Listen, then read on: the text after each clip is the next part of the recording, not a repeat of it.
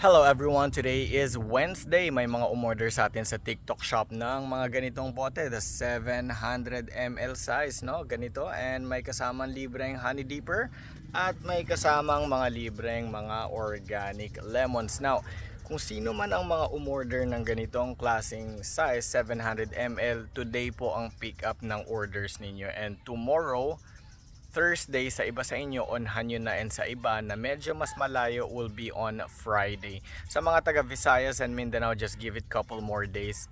Darating na rin po sa inyo, no? So then again, ito po ang matatanggap ninyo, yung in-order ninyo. May kasamang libreng honey dipper at saka yung mga organic lemons, no?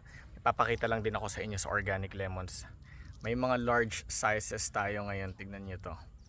Kaya ang laman ng isang fruit net dapat 4 na piraso, 3 piraso lang. Ito yung normal size. Yan, 4 yan sa loob. Tingnan niyo yung diferensya.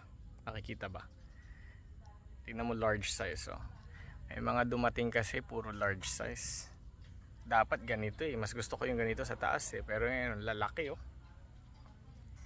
Ayan, mabilis ang update lang. Siguro mamaya after kong balutin ng lahat, isa-isahin ko na lang kayo, tapos itag ko kayo sa comment section. Maraming salamat. God bless everyone. Take care.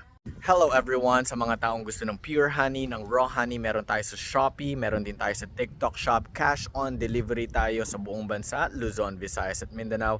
At sa bawat bote na mabibili ninyo, meron tayong libreng organic lemon. Sa mga tao naman na ngayon lang nakita itong Mercas Raw Honey.